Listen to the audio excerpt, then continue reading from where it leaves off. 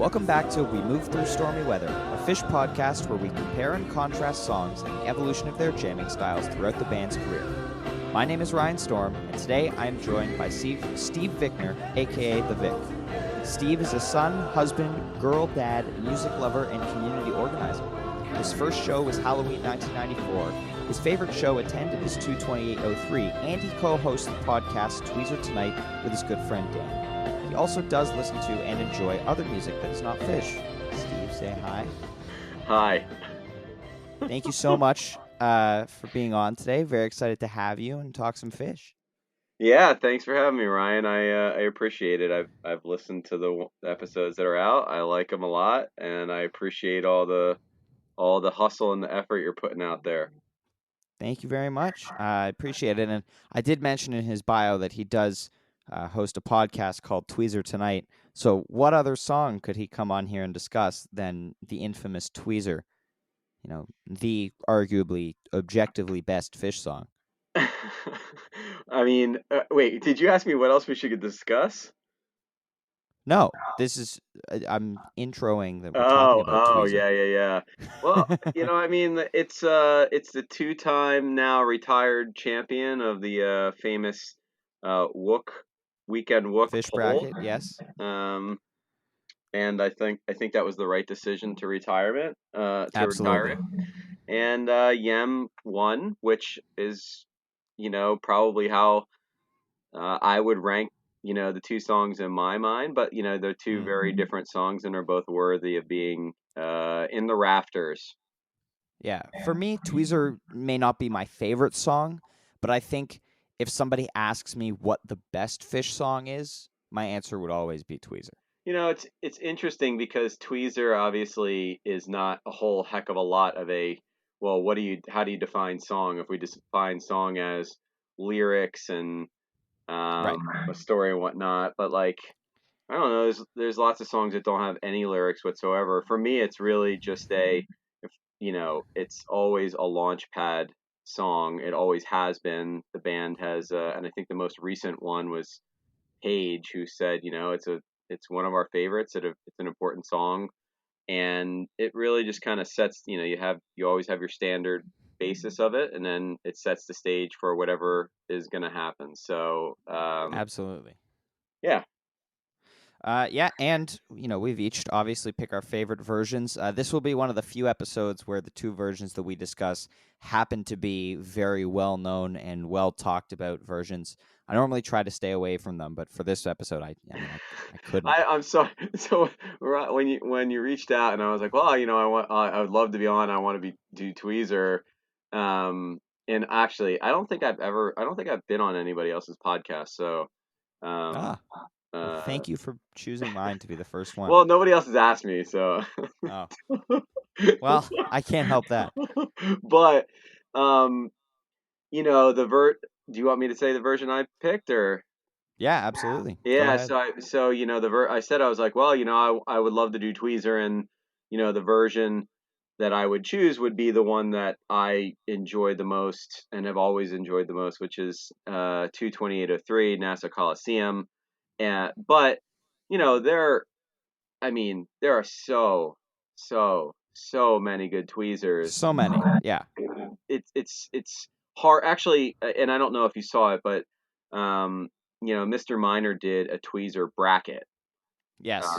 And Nassau did end up winning that as well, I believe.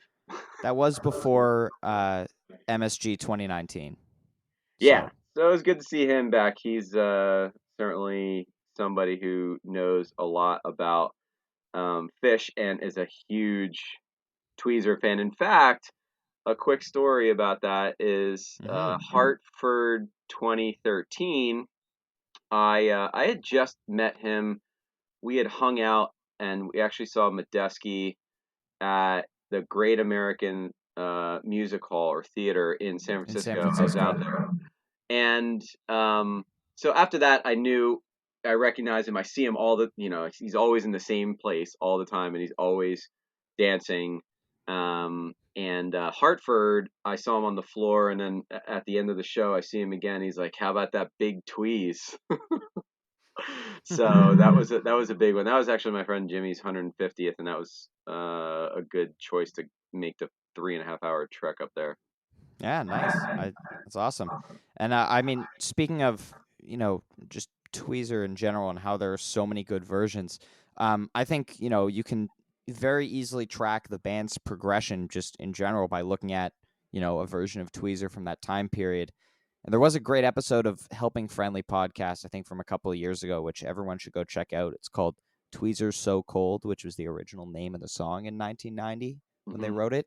And they basically spend, I think, close to 5 hours total over like a 2-part episode just talking about noteworthy tweezers and how they correlate to the band's progression. And it's awesome. I'm gonna have to look at. I still that's one I listened to your most recent episode with Greg Knight, who is a great dude, and um I didn't listen to the HF pod where they gave. I guess it was their last episode. Now that they're going to be combining the three into Mm-hmm. one, but I got a shout out, and they've done a lot of great stuff over the years. So congrats to them and all the luck with Undermine Pod and Osiris.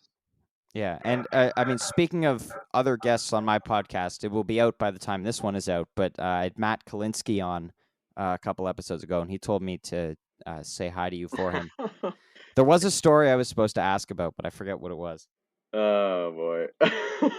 Well, so your first episode was Justin, right? Yes. And great dude offered. So shout out to Justin. Offered me use of a place to stay if I needed it. Vegas 18. So I went out to Denver, visited my friend after Chicago shows, and then stayed 2 days. And then I was going to be in Vegas, and I was doing the best I could to conserve money, and I ended up not needing it. But shout out to him. And then you had Amar. So I've never met Amar, but Amar's first show was 22803, and um, his video of what my introduction to Amar was seeing that video that he put on The YouTube. Anatomy of a Jam. Oh my, yeah, it was like Yeah, if anyone listening hasn't checked that out and didn't after, episode 2, you all should go watch all of Amar's Anatomy of a Jam videos because they're phenomenal. He's done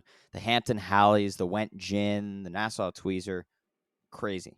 I mean, I when I was watching it, I'm just sitting there in awe, and I'm like, man, the amount of effort that he put into that. Because when Absolutely. I mean, and we'll get into it, like, it's my favorite show. My favorite two-set show that I've ever seen was that night, and it's for a variety of reasons that I'm sure we'll get into. But watching him and seeing how the different musicians change to different keys, and then they all fall in line, and then my favorite thing is when you get that symmetrical head bob across all four of them at the Yes. 3 times. It's like there's just not much better. So that was my introduction to Amar, and then Joel, awesome guy, Hmm. who's been on my podcast and is just a terrific human being. And then Greg, who I got to meet in October or maybe summer of 2019, and then I got to hang out a few more times. And then Matt, I met Matt through all those Goose fellas. Like Ben did a little charity event at Brooklyn Bowl, and Greg was there. And then I met Matt shortly after, and then went to Albany to see Goose and Goose Miss. That was I did hear a story about you at Goosemas. yeah. So wait, are you having Coach on? Did you have Coach on? By this point, I will have. Like by the Okay, time this is out. so I don't know Coach. I know Matt and I know Greg and I know Ben, enough that they would know, that Ben would know who I am. But I've hung out with Matt and Greg a couple times, and so I had a raffle. There were some tickets, so the person couldn't use them. I ended up going. Matt and Greg were out there actually even giving people that needed tickets that night to Goosemas, and I helped a lot of people get tickets to go to Goosemas, and they had extras, and the first set, I'm looking up at the balcony. I'm like, man, I was like, I'm going up on the balcony. I stood like on the floor, kind of Mike's side, about 10 rows back, and I was like, that balcony is going to waste, because on the other side was Doughy Joey and his crew, and he was spinning before and in between the show. And people up there were raging, right? Like, I know Kaylee and some of her friends are up there, and I know I'm forgetting people, but I met a bunch of like new people, which is what it's all about. Like, music brings lots of different people together. These people I had seen on Twitter, never met them. They're all super nice. And so in between the sets, like, it's hard to text people and do things. And so I just went up there, and I'm just like, I'm just going to wait for Matt or Greg to come by.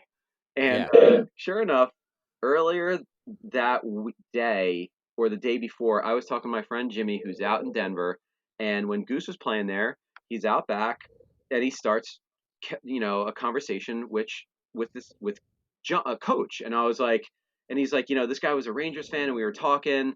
So sure enough, I get up there, and the show's about to start, and Matt and Greg aren't there. But this guy goes back. I was like, hey, are you John?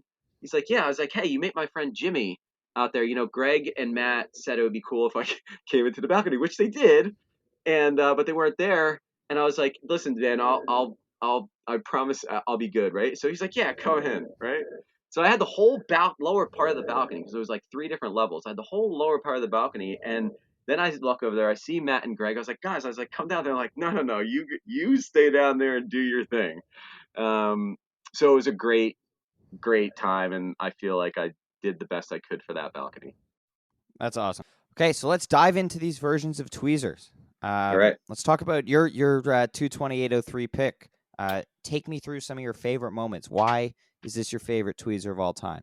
So, long story short, I was basically directly in front of Trey for that show. I had that's awesome. Waited in line. I got in line at 4:00 in the morning at the now defunct The Wiz. Next person didn't even get in line until like 8. And if you're first in line at a Ticketmaster, you're probably going to get tickets. So I got 4 right in the front, and they were seats, which kind of stinks, but they were a little offset. So I was the second row. The first row in front of me was not directly in front of me; it was off to the right. So they come out, and it starts slow, right? It's a slow, purposeful beginning to Tweezer, and you'll be able to explain it a lot better than me. But obviously, 2.0 has a very different sound than other eras. Whatever he's doing, or whatever the guitar is, or whatever, it just sounds dirty and nasty. It was the lack of the Ross compressor that Trey took out of his rig. But yes, that was his signature tone for the era. Very thick. So it just sounds like it's gonna be badass from the beginning. And around the 6 minute, Tweezer, it goes through a certain progression up until, the 5.5 minute mark, and then you don't know where you're gonna get. And I feel like at the 6 minute theme, Trey's like, all right, now let me do some twangs and show you what's up. And he's like, and then about 2 minutes later, immediately, it seems like they're now onto a new theme. And shortly after that, and this is where your background comes in, right? Like, Paige starts just doing really weird stuff and making really weird noises. Like, very watery. Around the 9 minute mark, he's got the synth, and he was playing some nice Rhodes as well a little bit later than that. But yes, definitely. So he's doing some crazy stuff, right? And then in the 11th minute, he's continuing to do that, and it just gets weirder, up until the 11th minute. And then around 12.5 minutes, they start on what I consider to be another new theme. What that theme is and why, how do I explain it? I'm not really sure. And then they start a bit of a climb, and that's when I really start noticing Phish, just kind of like keeping it all together, and just I don't know how to describe Phish. My appreciation for Phish has gone up more than any other band member over the course of their career. to be honest. But nobody was as important to me or as more as distinct, because I'm a Trey guy. Like, I'm not gonna lie. Like, if I'm going somewhere, A I'm lot of going to people watch are. Trey. Yeah, I mean, I'm biased because I play keys, so I obviously default to Page. But yes, if you're not a musician and you don't play drums or bass or keys, I think most people gravitate towards Trey. yeah. I mean, but I'll tell you, in 2.0, there was one man who I just was like, man, this guy does not want this to end, and that was Mike. Yeah, Mike's absolutely. my Mike did not say appreciation no. for Mike. Yeah. So Mike in 2.0 was really just like the guy that was like, I know that this guy doesn't want it to end. I don't know about everybody else, but I know he doesn't. So anyway, so that's what I kind of hear up until then you get to the 1340 mark, and then that's where I say blissed off, right? Like, it starts to get very, very happy, and then it starts to very gently climb, and it's very Hood-esque. It's just happy. It's just calming and soothing, and I don't know how else to describe it. And then they hit the plateau, and then I'll stop there. The plateau is right around the right after the 15-16 minute mark. 16 and a half minutes I have is when they quiet back down. Yeah. And then it's time to find the new thing. And they do, of course, right around and 17 there's some and a really, half. I have noted that after that initial quieting, there's some really nice gentle and melodic playing from Trey just before the 17-minute mark, which, kind of, it was still early 2.0, so they were still developing the sound of that era. But I think as you move into later 2003 and 2004, you start seeing less of that nice, pretty, and melodic playing from Trey. So it's cool to hear it in contrast with that kind of harsher tone and the sound of the, Well, that's the time. thing is, like, that there's still that, the whole thing just is raw, but that is, to me, it's like Phish going from, nasty to happy to now let's take a little, load off and see where we're going to go, and then let's just beat it on down the hill, and or up the hill. And that's really the whole time. So, I mean, I've listened to this song. I can, hum it and air guitar it every single second of it. That's how many times I'll listen to it. But today in the car, I listened to it again, and I was like, if I was to think about something, I'd think about this song starting at the bottom of a hill with the sole goal of getting to the peak. And there's a few different plateaus, but there's never really any hesitation to me. Like, this song just, it knows where it's going to go. There's no real noodling about at all. And they feed off each other, and they build together. And around the 1930 mark, they're really still kind of finding it. And then at 2015, wait, it's like, speaking of 1930, when I was listening to this today, I found a previously unrecorded Cars, Trucks, Buses tease from Page. So thank you, Scott Marks and Charlie Dirksen, for adding that to Phish.net. They did? They already got back to you? Because I saw you tweet it today. I tweeted it, yeah. And bonus, I think there are episodes that will be out after this happened where I talk about this, but the Cool Amber and Mercury tease in the 11-1-18 No Men in No Man's Land that I've been trying to get them to recognize for like a month now. They also recognized that. And it was funny because Scott tweeted that via multiple submissions, and I responded with, "Were they all from me?"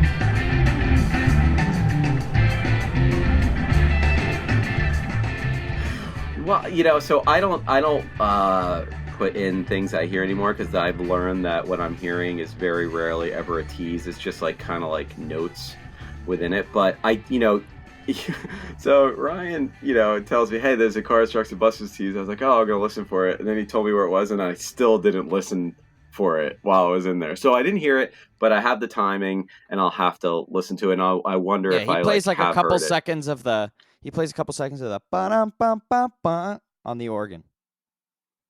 Right on, right on. So You would hear he got that. that. I would imagine you're in tune to that. Yeah, and and also right before that, the kind of is it? I think it's Ricky. Don't lose that number, where it's kind of a similar vibe to that.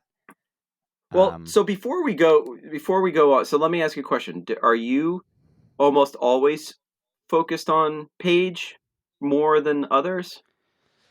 For the most part, I mean, as a musician, I'm lucky to be able to kind of listen to all four of them simultaneously, and be able to pick out a part, um, pick out one of them at any time if I so choose. But most of the time, if I'm just like sitting, I will focus on the keyboard part, just because I'm always like, what's Paige doing? Because I try to bring that into my playing. So yes, Okay, right Paige on. is my priority. Yeah. No, I mean Paige is, I always think when I think of Paige and some of my favorite moments, it's like the It's Ice from 12/29/13, right? Like I'm like, man, Oh, this so is good. now it's time to dance. Yeah, that one Paige just the jam is just Paige destroying the clav for a few minutes. So good.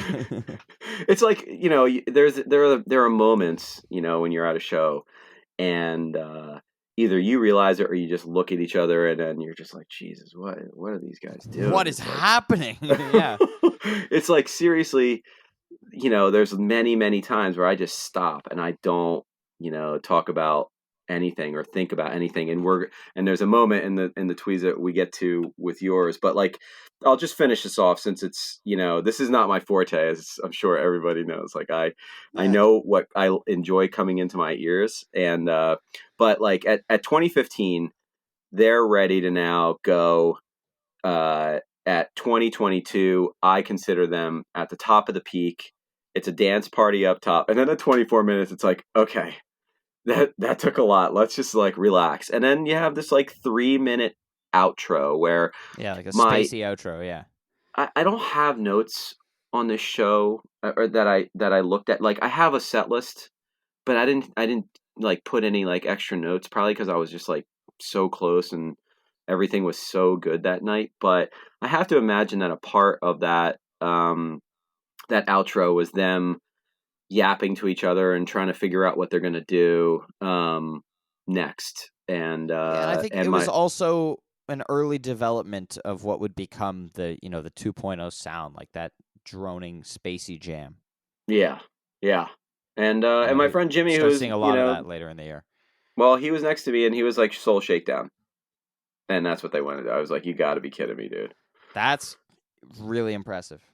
Yeah, it was a nutty night, but that's Yeah. my tweezer. What had Destiny been on your radar So at that night? so I've been going through I've been trying to get clean out my life, right, and throw things out, or either use them, display them, or really, pare it down and pack it away and save it for later. But I did find the story goes like this.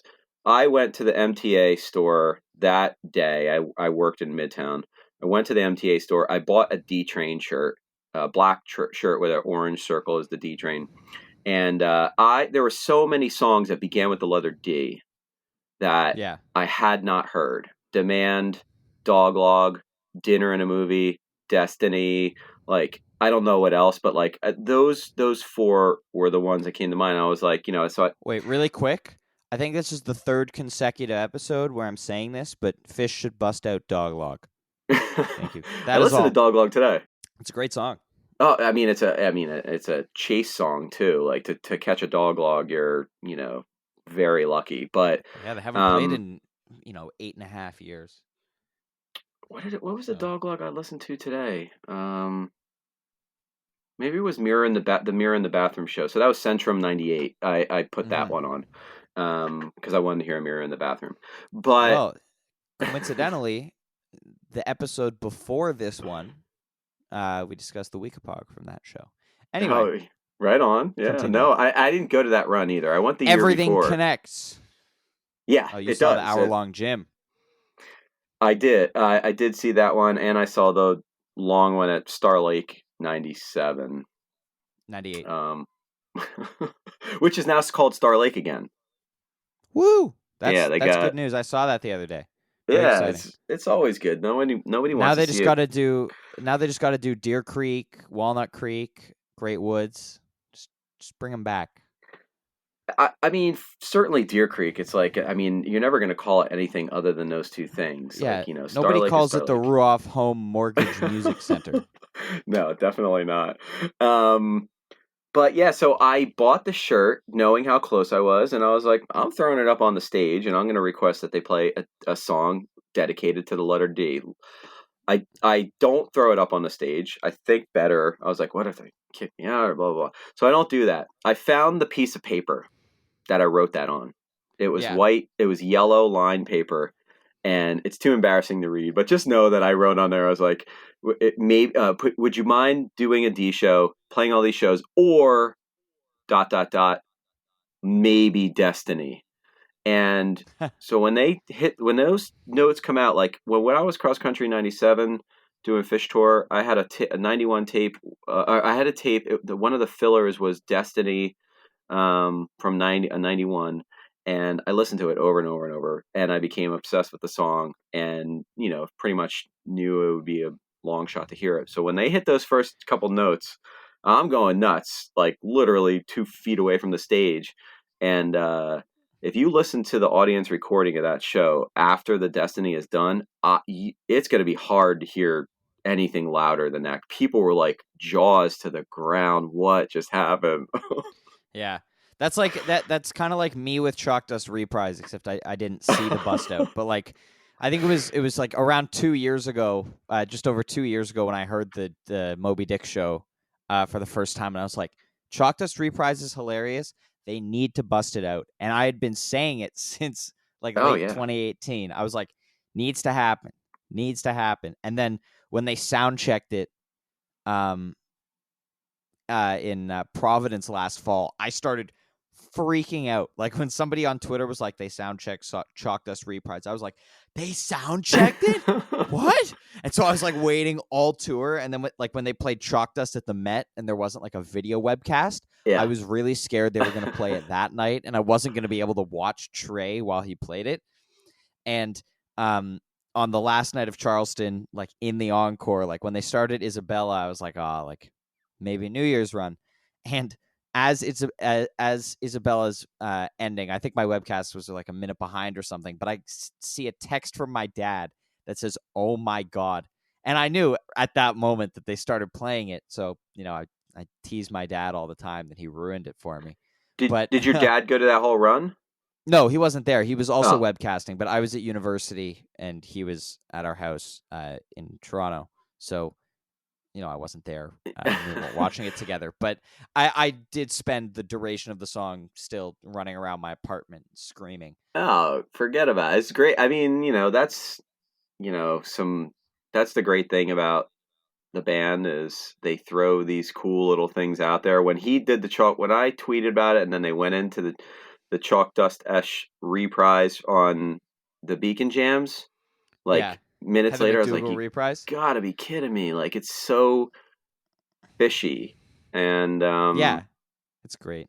I mean, and that's really, a lot of what, besides the community, which at this point, is as much and has been for a while as the music, but it's always a chase. Like, I'm not gonna lie, there are still songs that I chase, and I don't like. Oh my god, I really hope I hear it tonight. I'm just like, when I hear it, I'm gonna be extremely happy.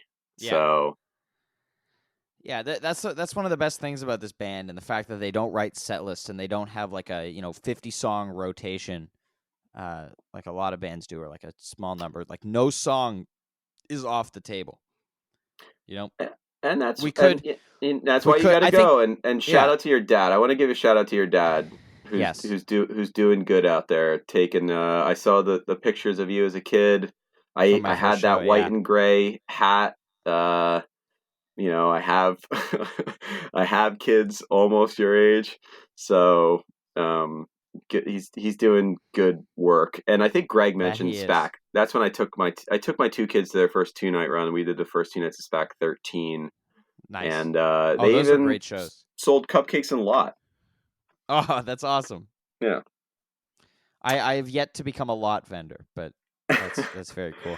It's a good way to not sit around and do nothing all the time. And if you're somebody who likes to talk to people, which I do, I can sit there and sling something and talk to people all day. Yes. Well, we're half an hour in, and I haven't even talked about my Well, version we yet. got to let's get into it because We your got to do version that. is great. Yes. So I picked the MSG 2019 Tweezer. I kind of went back and forth between this one and Tahoe a bunch. And I mean, I still can't choose between them. It's a really, really tough decision for me. I know some people are very firmly in one of those two camps, but I can't bring myself to choose. Obviously, like when I listen to the MSG Tweezer, I'm like, this one's better. And then I'll listen to Tahoe, and I'll be like, no, this one's better. And so they're both just so good. But this one, it was not just an amazing jam, but it was kind of a release for everyone. It was the first 20-minute jam since Dick's.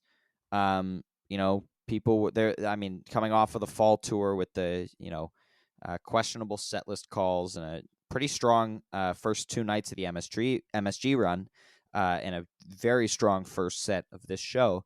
And going into the second set, I had actually earlier that day. You can ask any one of my family. I was like, tonight, second set opener, 20+ minute Tweezer. And my dad was the only one that was like, okay, everyone, my mom and my sister were like, whatever, like we don't care. Cool story, bro. Yes. Yeah, so I was couch touring it, and when Trey started Tweezer, I obviously started freaking out. I was like, they're gonna do it. This is gonna be over 20 minutes. Hell yeah. And I keep meaning to go back and look for it, but since last year, I think on that night, people noticed that when they got on stage before they started, Trey goes over to Fishman and says, "Jam this," and Fishman says, "Oh, I plan to," or something along those lines. So it was one of those jams like the Alpine Ruby Waves. We're like, we're gonna play for half an hour here. It's gonna be Well, great. and just so you know, I don't know if you know the story, but I won't tell the whole thing. But there is a story behind the Tahoe Tweezer and how that became that night. Like it was deliberately I think I've planned. heard it, but please tell the story. Well, there were a bunch of so Fishman was hanging out in the casino and whatnot, and a bunch of people that I knew from Twitter that still know today.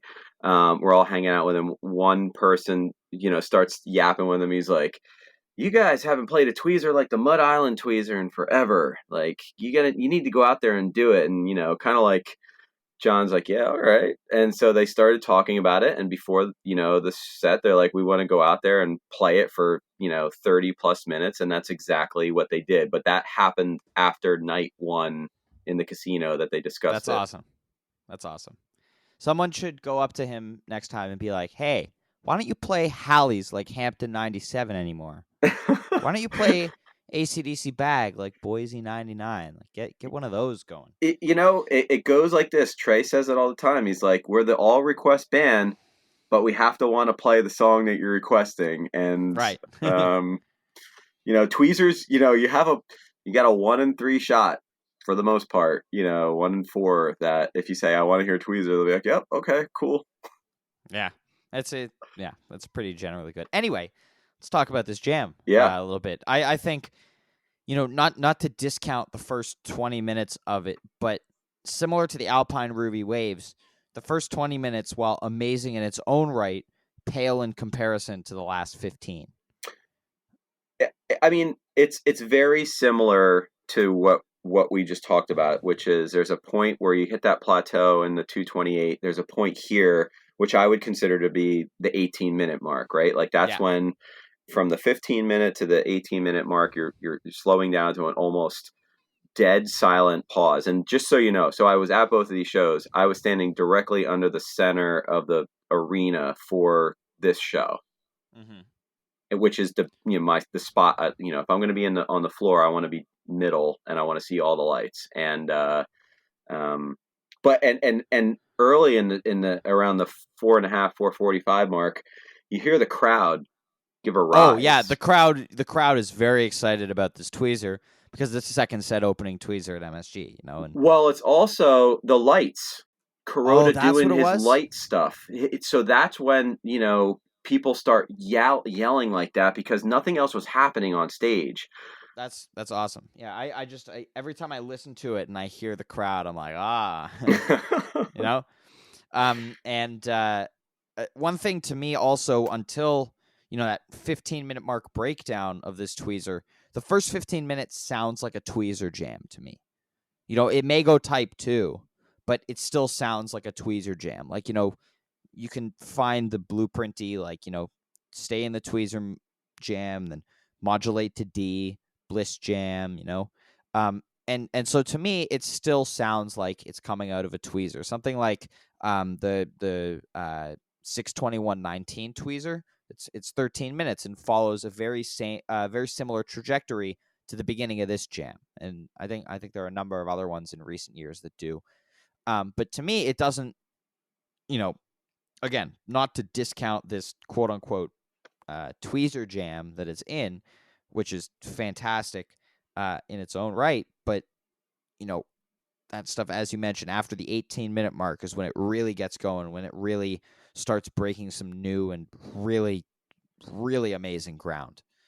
I don't know if you feel the same way. No, I fully agree with you. I think that they're just, they're searching throughout those first, I would say from like, the 5-minute mark to the 15-minute mark, and there's a build in there. There are a couple new themes that they're doing, but it takes them a little time to get on there. But let me tell you, like you said, when they get to that 18, whatever switch they needed to pull to figure out how are they gonna recommunicate and take this off, that they do it. Yeah, and the 20-minute mark is just like a melodically beautiful. Oh, it's just beautiful in so many ways, and the build up to that, once it gets quiet, there's this one time where it kind of mellows, and I see like the beginning of that beautiful section is Paige hits a low note on the whirly, and it just begins there.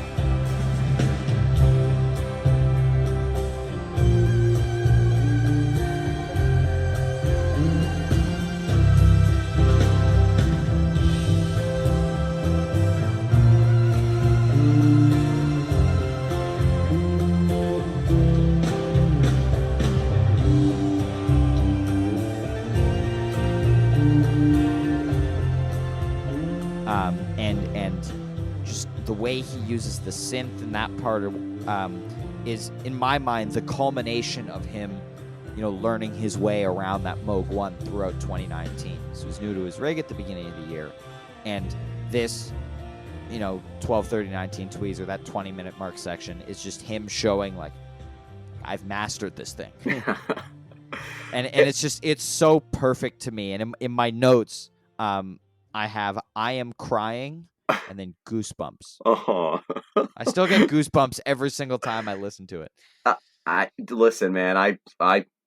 I feel you. I love everything coming out of your mouth, and it's it's a sell. I think I tweeted. I was like, from the 18-minute mark on, it is a figure out how we go to celebrate.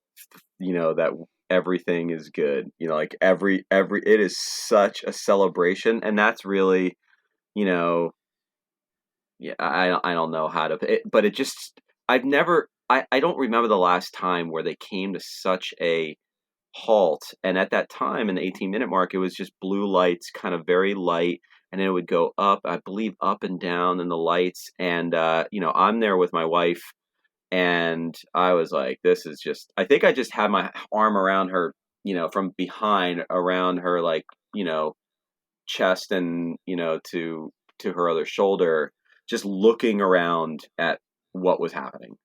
Yeah, I think at that point of the jam, I was sitting on the couch, like head in my hands, just like laughing in awe at what they were doing. Like, yeah. I mean, obviously them crossing the 20-minute mark and fulfilling my prediction was very exciting. Well, that's the most important thing. I feel you on that. Yeah, and then I was just like, what is going on? Like, this is so beautiful. And yeah, it was so phenomenal, watching this unfold live. And I talk about this in the last episode as well. There's nothing like, I watched this show a couple of weeks ago, and there's nothing like, even on a webcast, when it's live and it's happening right this second, there's just something special about, like, they are making this up as we speak, and it's this good. Yeah. I am always in awe of it. And here are some interesting notes. Here's what I put: 20 minutes, beautiful. 26, find their rhythm. 28, oh, it's a celebration now. 31:50, the final gallop through the streets, singing praise and dancing. I love it. I described the initial, after they finish the gorgeous synth section, Trey starts this 2-note repeating riff at around 24 minutes, 20 seconds. That brings us into kind of, I describe it as an upbeat and peppy groove. I think it's very peppy. Yep. Just to me, Fishman's beat and the way Trey's playing rhythm guitar and Page's bouncy, whirly. Those are the adjectives that came to mind with me. Now, the most important thing, and much like the 228, there's a long, outro. But this time, are you a good hockey fan? And did you know what was happening, or did you not? I live in a house with, my little brother is a huge sports fan. My dad's a sports fan. I am not.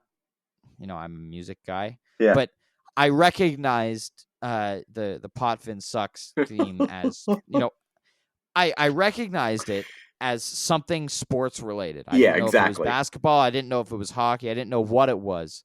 But I was like, that's something from sports. That's hilarious. Phish and they were all four of them were cracking up during it.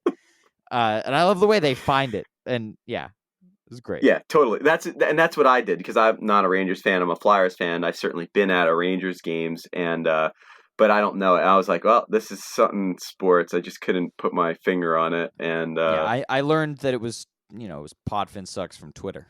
Yep, it is. So, but yeah, yes. Everything you're saying, like, and that's sort of what I say. And I'm not saying it. I'm not saying I'm not about to make the statement to create any trouble, but like, if you're watching it live, like, you're doing everything you possibly can to be there, and you're experiencing it as live as possible, which I think is, like, I mean, that's a wet dream for me as at your age, dude, being like, oh, I can't make it to a show, but I can watch it live. Like, come on, so Yeah. great. Yeah, it's amazing, and I mean I wish I could be at more shows, but I'm so grateful that they do webcast so many of them, and that I'm able to watch. Like the last Well, show that wasn't webcast was Mohegan, uh, 2019. yeah, So all of oh, Alpine, Dix, Fall, MSG, Mexico. Yeah, I go to summer camp every year, so I miss the yeah. What's prime up with the fish scene summer months. camp? I heard that. Well, tell me And I what's up live with in summer camp. Canada. What do you mean? I've been going there since I know, but what what 2009. what happens there? Like sleepover It's a camp or yeah, it's sleepover camp. I go from mid June to mid August are you working there? You every mean? year. Well, yes, I'm a staff member now. That's what I figured. I'm head of kayaking. Oh, Um, okay, okay. You're which is you're very you're doing exciting. good. Shout out to Camp Tamaqua. Shout But out. I love camp. I never went to I went to some sleepaway camp. It was mostly day camp. Hockey camp I did some sleepaway. got it. But yeah, so I've been going every summer since 2009, and it is the only thing I will choose over going to a fish show.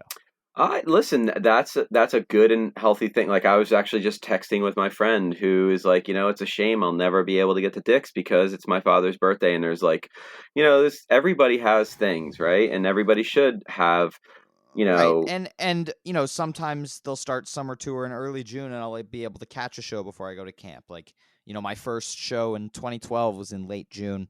I think 4 or 5 days before I left for camp. I right was at on. Wrigley 2016, which was 4 days before I went to camp. Toronto in 2019 was 2 days before I went to camp.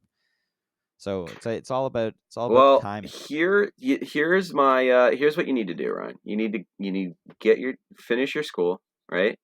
Yep, And you do your camp thing, and you need to move to the Northeast.